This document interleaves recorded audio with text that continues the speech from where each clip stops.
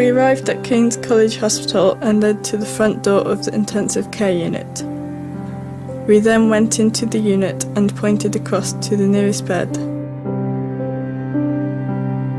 Lying on it and half submerged beneath a mass of pipes, wires and tapes was the small, heavily bandaged figure. Her face was black and blue and puffed up like a balloon, but by the freckles across the top of her nose above the oxygen mask, I knew her instantly to be Josie. 12 years ago, Josie Russell was left for dead on a quiet country lane in Kent. Her mother and younger sister died following this vicious attack. Remarkably, Josie survived. It's just this little tiny scrap lying in the bed, and it just seemed to be a miracle really that, you know, she was still alive. One moment she was not going to survive at all. Next moment she was going to be severely brain injured. The area of damage on the scan was really quite large. The potential for full recovery of her speech and language was actually not good.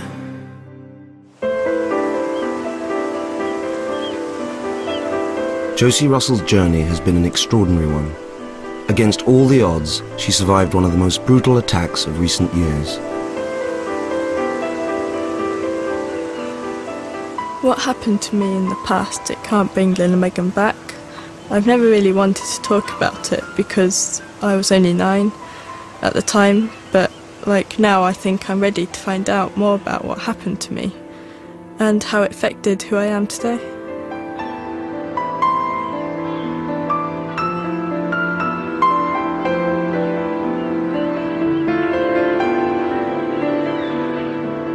Josie's about to celebrate her 21st birthday.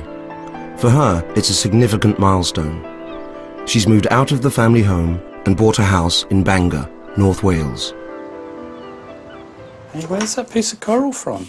All the way from Fiji? From when you went there? Yeah. Sean Russell lost his wife Lynn and youngest daughter Megan in the attack, and has since devoted his time as a single parent to bring up Josie.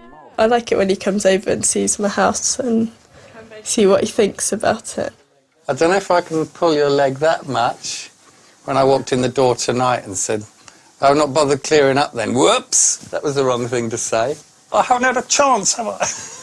No, it's tighter than it usually is. Yeah, it's great.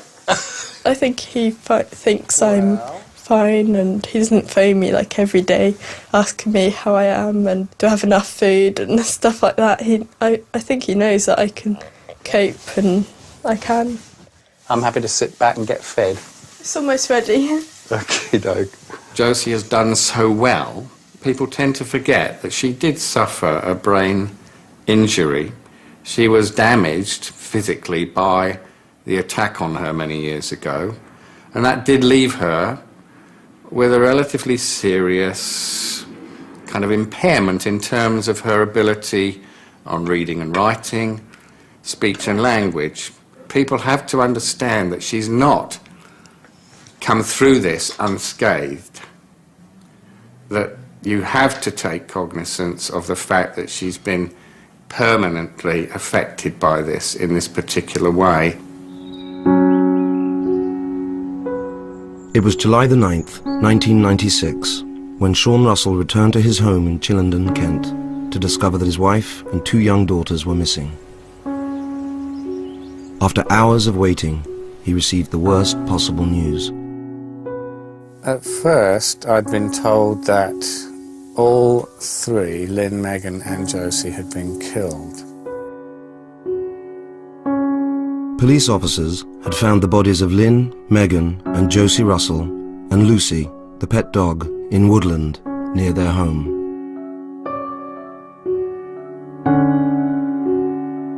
Miraculously, Sean then learnt that one of his 2 daughters was still alive, though critically ill. I was in an almost demented level of grief. The fact that most of my family had been killed was the most overwhelming concern in my mind, of course. Yet I'd been saved by this knowledge that one of them was alive. Every time I go back to see her, she seems to have made amazing steps forward from being almost dead. I was prepared, as I saw her lying there in intensive care on life support system, to look after her for the rest of her life, no matter what situation she was in, how badly brain damaged she was.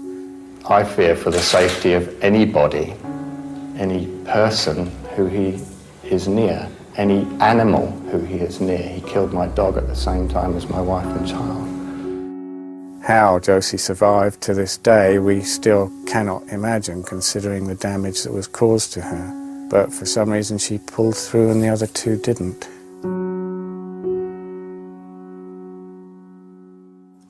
I've been thinking of trying to get like work or something after that, but on my birthday I've been thinking of like maybe go Trafford Centre again. Remember I used to go there. Oh yeah. I've never had any in-depth sort of discussion about the tragedy with her. She was a young child when this all happened. As she came out of it, she just wanted to put it behind her and get on with her life.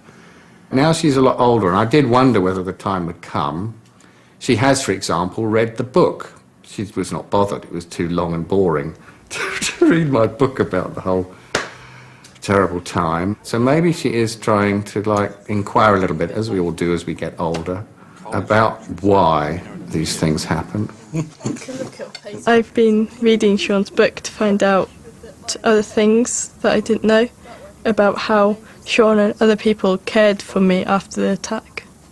It's weird, it's just, I can't remember loads about either of them. It's mostly just photos, and it's like I want to go back to be 7 because Megan and Lynn was alive then and I was really happy.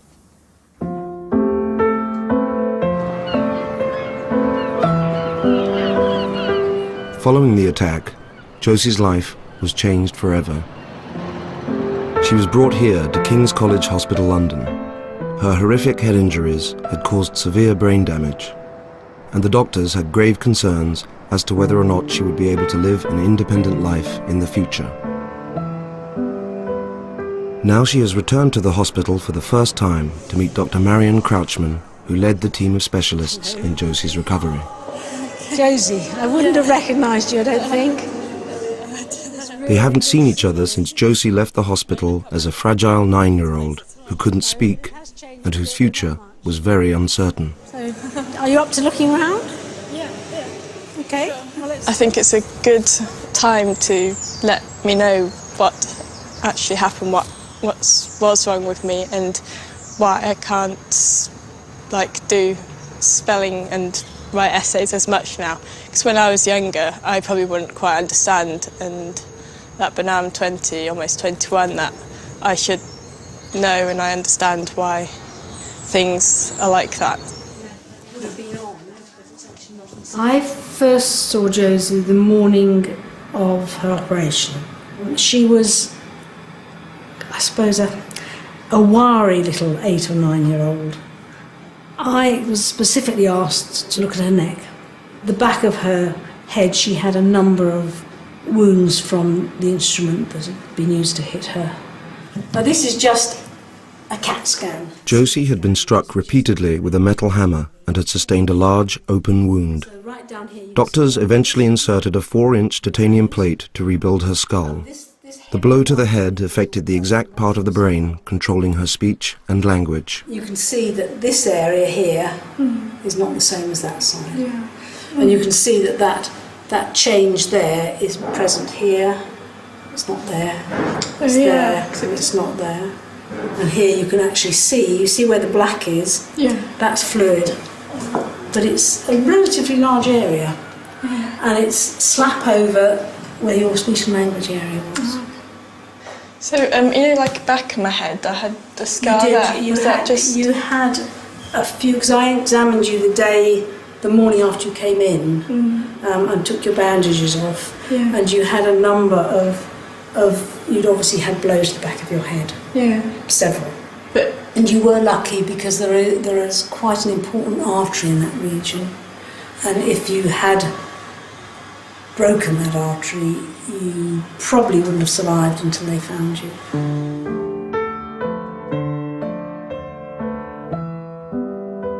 Josie spent 6 weeks at King's College Hospital. When she finally regained consciousness, she couldn't speak and was extremely distressed.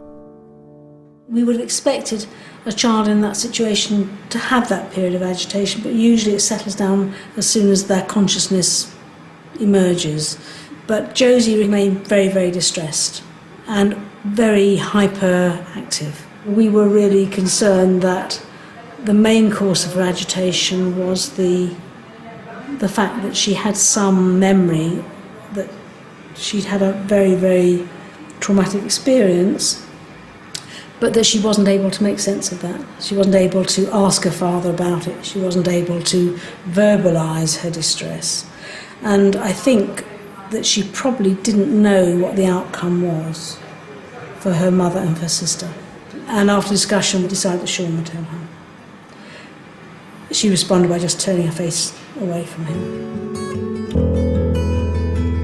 The news of her mother and sister's death intensified Josie's agitation, and there were long periods of anxiety. The nearby park offered her an escape from the hospital.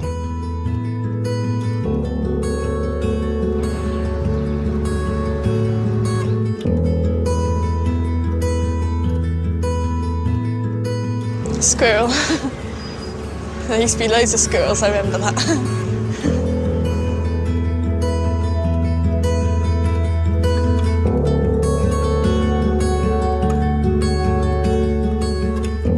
I liked coming to the park and places because it was not in the hospital and it was somewhere where everybody goes and people that isn't ill or anything, so I just looked like a normal girl with nothing wrong with me, sort of. But probably everybody knew who I was when I walked past.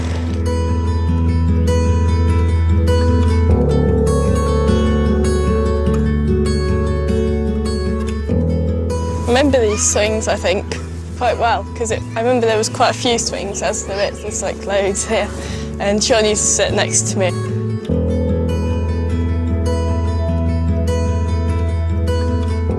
The park gave Josie some much-needed normality at this point, but there was grave concern for her safety as the killer was still at large. There was some men came over, I think, to us, and I was really scared or something. I didn't know what was wrong, so I ran off with the police officer, and I think Sean just talked to them. They were just like some reporters probably or something, but it's quite funny now thinking, but I was scared then. I'm really pleased with how your language has come back. Do you think your vocabulary is as big as it would be at your age? Have you any feel for that? No, I think my written work is well below my 20-year-old age. Right. I'm probably, I don't know, 13 or 14.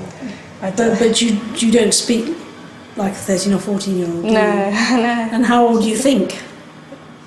In your mind, how old are you when you think about yourself? Do you think No, I act like I'm 20. I definitely think I act my age, so but just my to me you do. written work is below my age probably. Well, that's what we would expect. Your main problem seems to be that just a little residual difficulty with language, but it's very, very minor. Yeah. I'm glad to say that she's handled it very well. She's not really conscious of it, which is kind of something that I wanted to push during the time that she was growing up. I didn't want to say to her, you've got a problem. I wanted to say to her, you're as good as anybody else, you can do at least as well, you know, to keep that sense of achievement and to push her on. I think it's quite extraordinary seeing her today. I thought that I would be able to have a conversation with her, but that it would become very rapidly apparent that there were still quite major holes in her language development. And I'm very pleasantly surprised.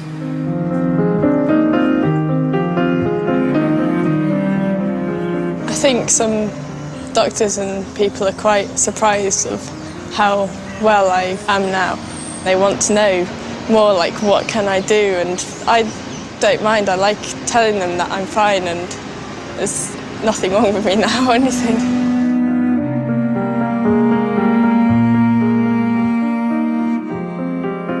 Josie gradually began to recover, giving the police hope that she might be able to help them catch the killer.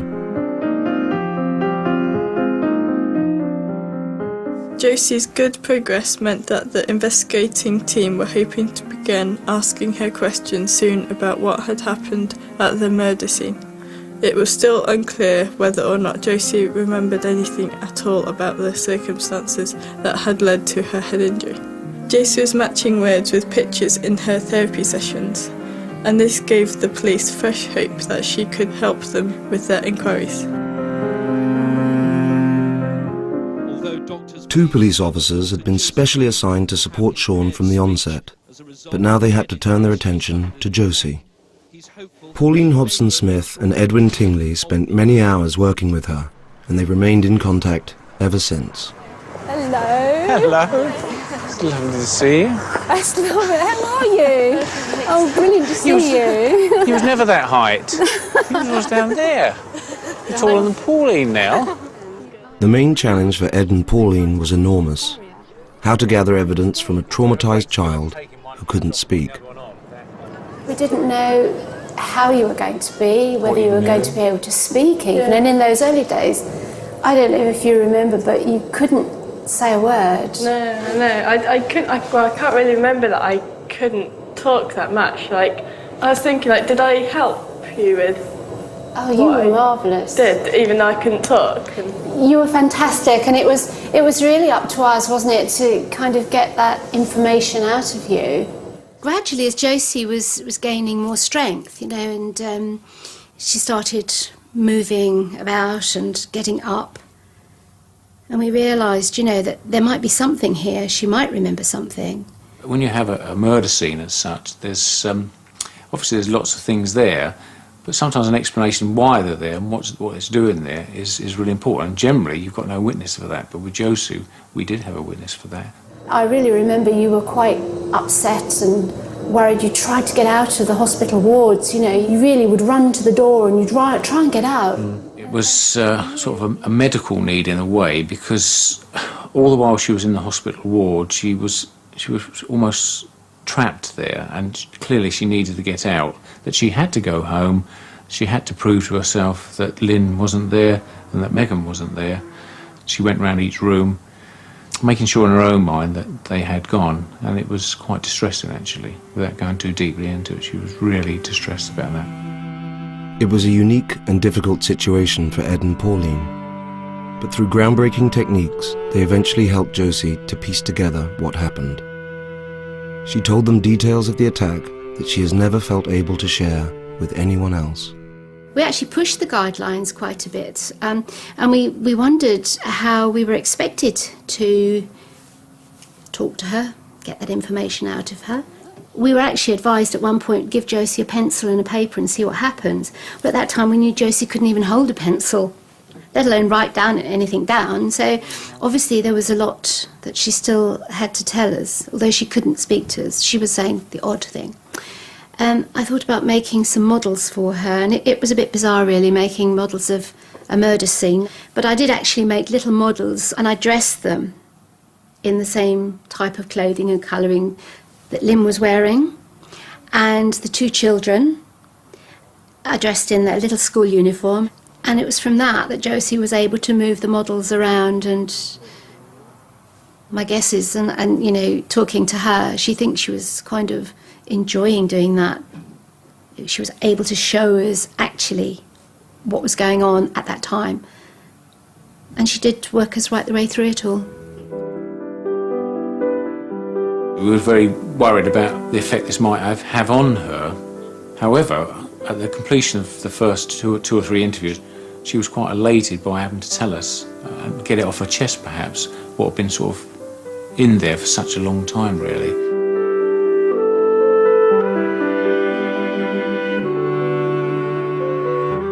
Did I have to tell you exactly what actually happened? Did that help, like, loads? Like, yeah, it did.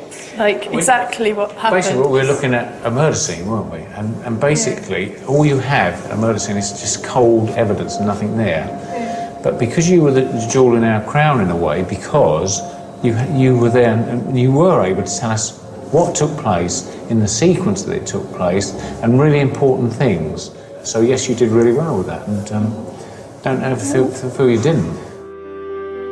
Josie's evidence was crucial to the investigation, and eventually Michael Stone was charged with the murders of Lynn and Megan and the attempted murder of Josie. Has what we did helped you to the lovely position you're in now?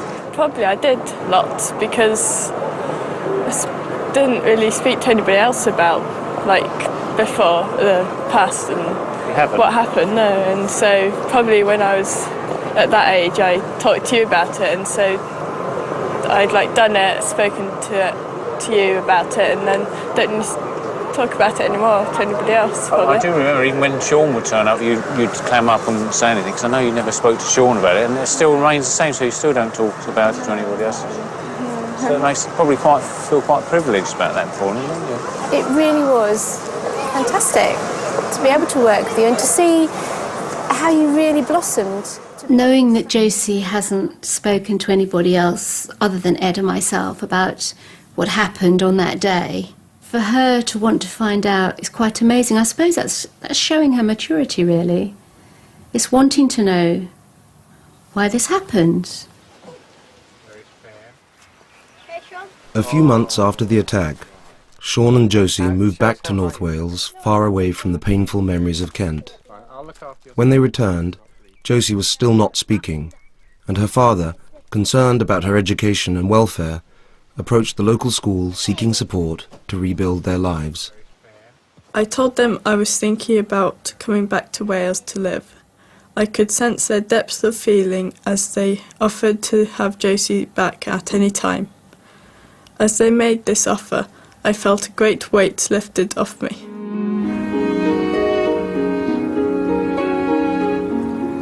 I could see Josie playing happily with her friends, and behind the majestic bulk of Snowdon Mountain rising above the water of Llynantla, back with her old school friends in this wonderful environment with her loving and dedicated teachers. Surely that would give Josie her best chance of secure and stable recovery. I was going to bring Josie back to live and go to school again in Nantla Valley.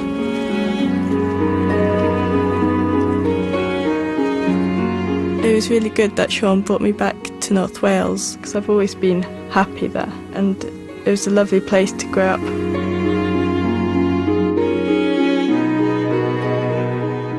If I stayed in Kent, I would hate it, and it would give me too many memories. And so when I came back to North Wales, my friends were there, and even though I couldn't talk much, I just settled in really good anyway. The local school had no experience in dealing with a child who had suffered such brain damage, yet they played a key part in Josie's recovery. But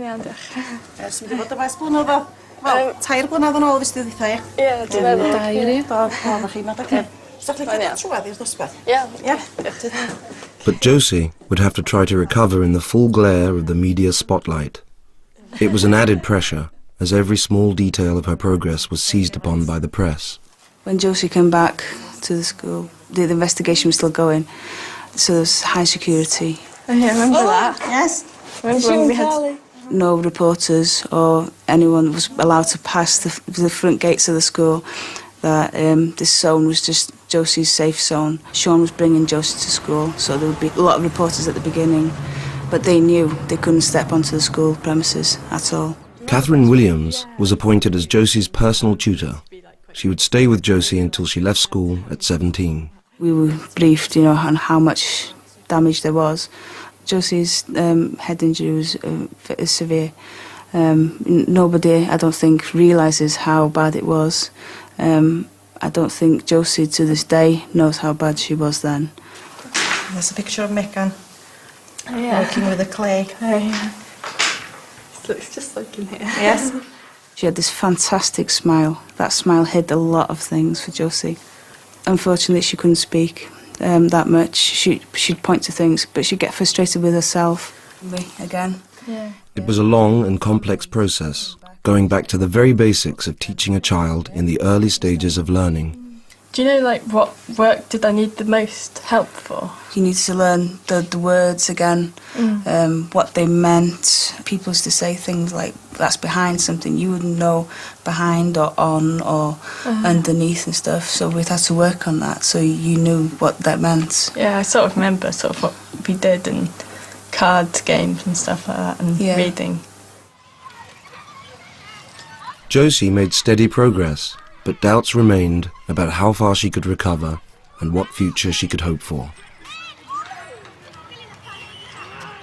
I brought a picture with me, and this is the day that you came to get your GCSE results. Yeah. Remember all the newspapers did say Josie's passed 8 GCSEs or something like that. That's right, yeah. I didn't know it would be that big a deal for that. But. Oh yeah, definitely.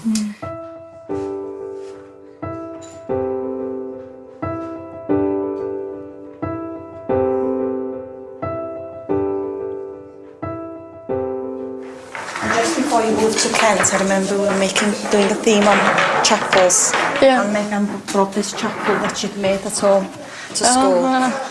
It's been on that shelf since then. Yeah. Yes. It's weird seeing Megan's little model on the windowsill in school.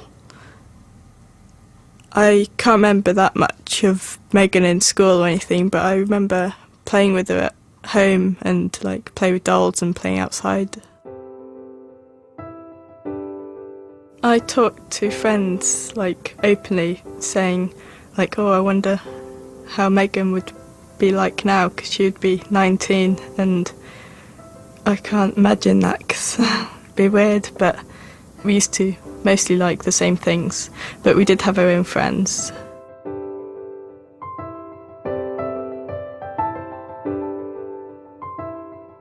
I think Megan was more like Sean and I was a bit more like Lynn, but I'm not quite sure. That's just things that I think I can remember.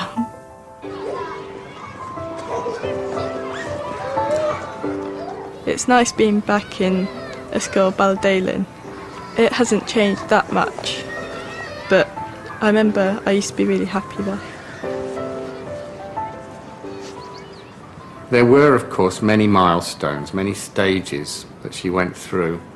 And I have to say, really looking back, apart from the sort of low point of Josie's hospital operations, which were where she was most distraught and were most upsetting for us, the other milestones have been high points in the sense of her achieving at school, you know, managing to get GCSEs, getting into college, getting merits and distinctions in the work she's doing now.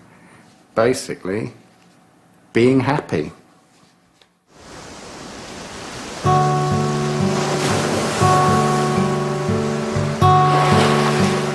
For Josie, that happiness has been underlined by meeting her boyfriend, Ewan.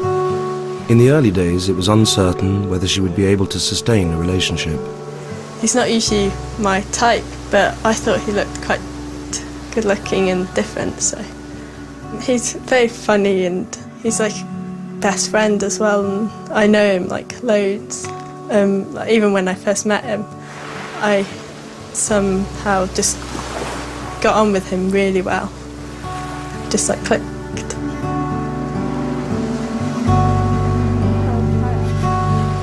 Well, when I first met Josie, I didn't know anything about her or about her past or what had happened to her or anything, but a few weeks afterwards I mentioned to my dad that I was going out with a girl from Tanrach that was called Josie, and he sort of put it together, and that's the first time that I realised who she was. He asked like about Lynn, my mum, and that, and I just told him that, well, my mum and sister got killed, died years ago, and I like got hurt, but we didn't really say anything else after that at all. It's good like that because he just likes me as any other like normal girl and everything else. So It's good.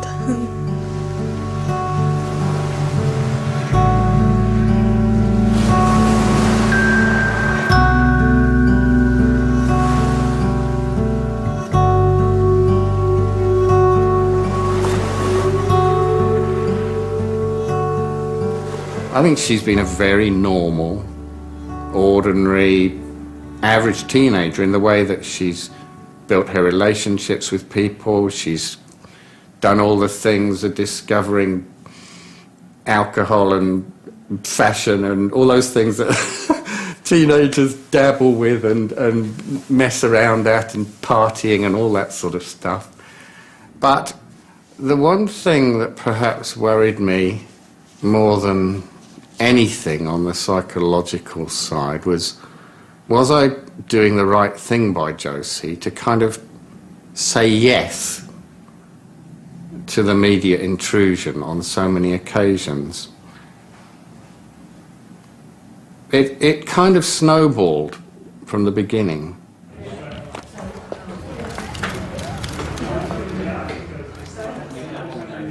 There has always been huge media interest in Josie, a beautiful girl who survived against all the odds and sought to recover under the glare of the cameras.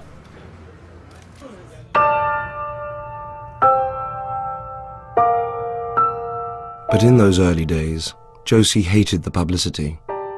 She and her father have never discussed the resentment and frustration she felt.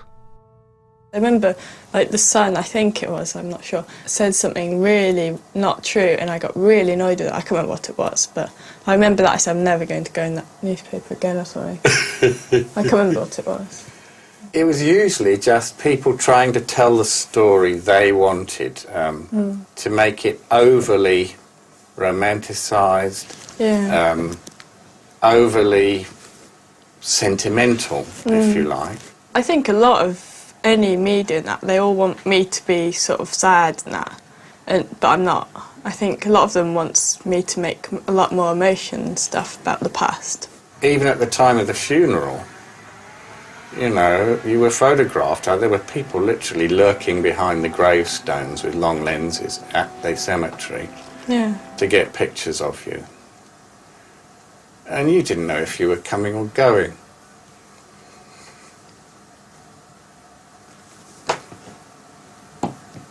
And, you know, you'd be smiling and laughing about things, especially because we had a lot of friends arrived who you hadn't seen for ages.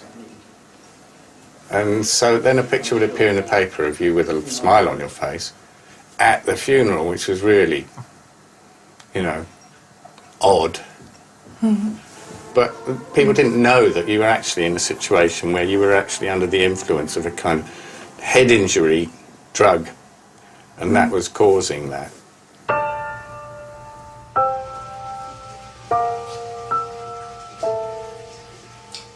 I know that there was some criticism.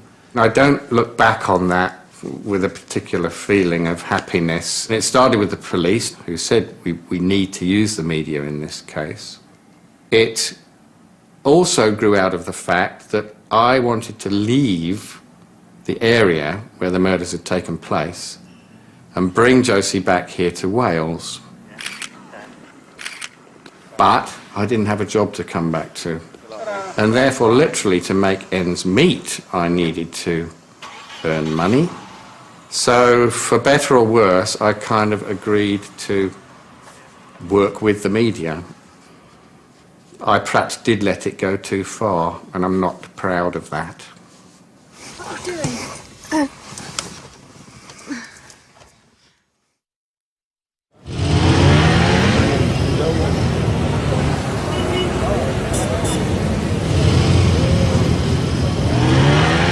But today, Josie has a more comfortable relationship with the media.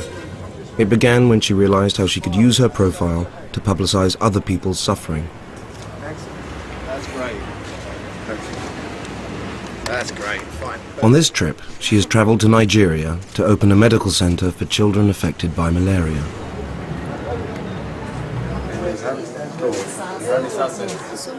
I don't want to be, you know, just because I'm Josie Russell, where people say, oh, poor Josie Russell, are you better and stuff. I just want to make a difference and give something back to people who are less fortunate in some ways. It makes me think like just how everybody else feels losing their family, and it's not just me that's lost family, it's thousands of other people. Over the years, Josie and Sean have supported overseas charities together. But as she gains in confidence, she has accepted this invitation without her father. I think she feels quite good about the fact she can handle this on her own and doesn't need Dad along any longer, and she can do it her way now. She's agreed to do this work for the charities because she believes in what those charities are doing and what they stand for.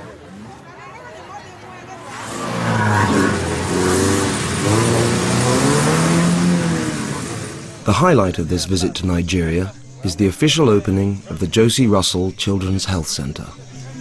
And the benefit of all mankind in Jesus' name. This trip was really different than other trips because I was on my own and Sean's not with me. Going on my own this time does make it different, but good. Because he's never been to Nigeria and I wanted to do something different than him, and just I hope he's proud of me doing something on my own.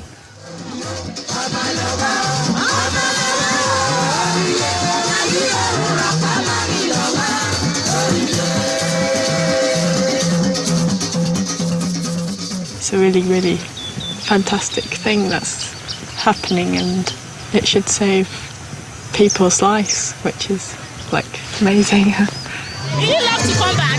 Yeah, come back next year. Come back next year. Okay, next year. To think that Josie, who I'd always thought of as a child, obviously, my child, was suddenly going off into the big world and having to look after herself. And also the fact that she's going to be on her own, walking about on her own, going to college, going to her part-time job on her own. So these things always go through your mind if you're a parent. Josie brushes them off and is never worried. She says she can handle herself. I've always just tried to be as open, but in a relaxed way say to her, well, do take care, and all the normal safety aspects. I've not tried to shield her, obviously. She's been exposed to some of the sort of worst things that could happen to anybody. Even now, 12 years on, Josie and Sean have never been able to find closure for this horrific episode in their lives. Michael Stone has always denied the murder of Lynn and Megan and the attempted murder of Josie. He's now awaiting leave to appeal against the conviction for the third time. It is slightly worrying because, you know, there's always been this worry that are we 100% sure whether he did it or not, for a start? Yeah, exactly. But if you just accept what a couple of juries and appeals have already decided, that he did, that if he were to get out and he was still dangerous, of course there'd be worries there, which we've always been warned about in the past.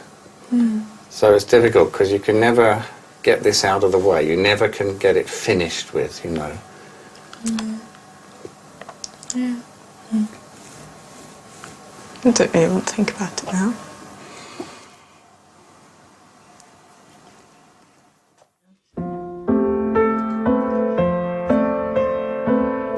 It's been really good filling in the gaps and meeting all the people like the doctor and Ed and Pauline. But I don't want to go to Kent again or talk about Michael Stone because there's no point. The only thing I do think about maybe is like, why did he do it if he did?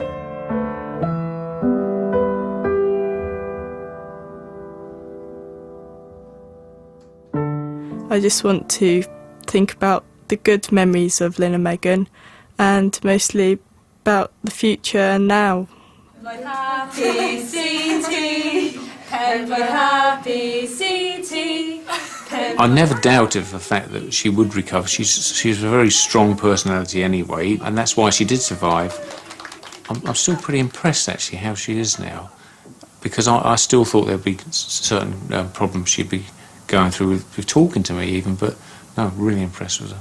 Yeah, very proud. Oh, so sweet. That's really nice.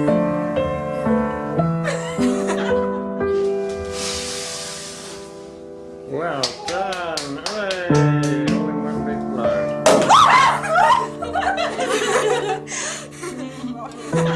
You could get some juice. You know, for the people that have been involved with Josie all those years, it's important for them to see how Josie's come on.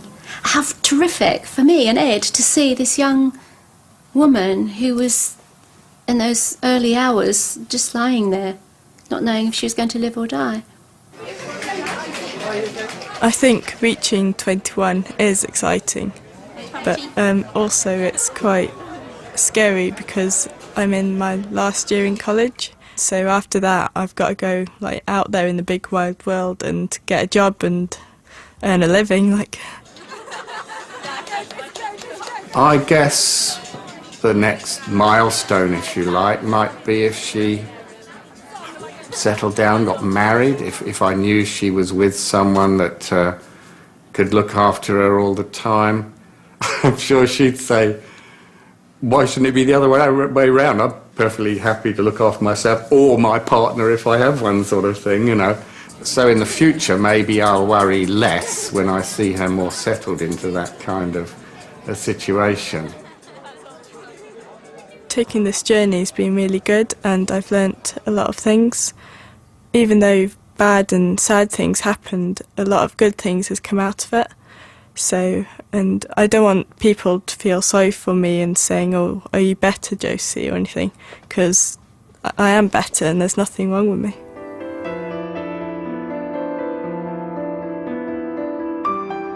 She is a survivor and will make the best of any situation that may befall her in her life to become, and I will always be proud and happy of her every achievement, no matter how large or small. Wherever her journey may take her in the future, Josie's light will always sustain her, but I pray that she will never be tested so again.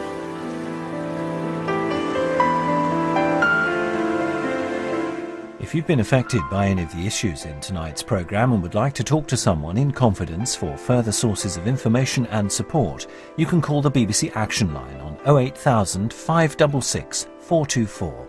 That's 08000 566 424.